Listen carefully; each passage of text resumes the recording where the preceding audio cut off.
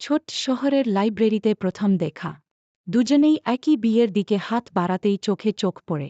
মুচকি হেসে ছেলেটা বিটা মেয়েটিকে দিয়ে বলল, তুমি আগে পড়ো, আমার সময় আছে। বি ফেরত দিতে এসে মেয়েটা তাকে খুঁজে পেল।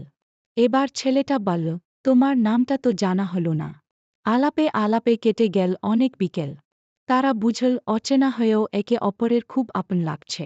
একদিন ছেলেটা ফিসফিস করে বলল, তুমি কি আমায় সারা জীবন গল্পের সাথী করে নেবে? মেয়েটা হাসল। মেয়েটা লাজুক হাসিতে উত্তর দিল, হয়তো, যদি তুমি আমাকে প্রতিদিন এভাবেই খুঁজে পাও। সন্ধ্যার আকাশে লাল সূর্য ডুবে গেল। তারা হাঁটতে হাঁটতে বুঝল দূরত্ব মুছে যাচ্ছে।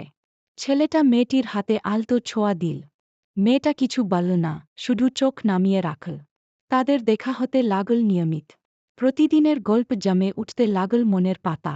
এক রাতে চাঁদের আলোয় ছেলেটা বলল, তুমি ছাড়া আমার পৃথিবী কল্পনা করা যায় না। মেয়েটা চোখে জল এনে বলল, আমিও তাই ভাবি, তুমি ছাড়া আমি অসম্পূর্ণ। পরদিন তারা পরিবারের সঙ্গে পরিচয় করাল। সবাই খুশি হয়ে আশীর্বাদ করল দুজনকে। অবশেষে তারা বিয়ের আসরে বসে প্রতিজ্ঞা করল, সারা জীবন একে অপরের সাথেই থাকবে।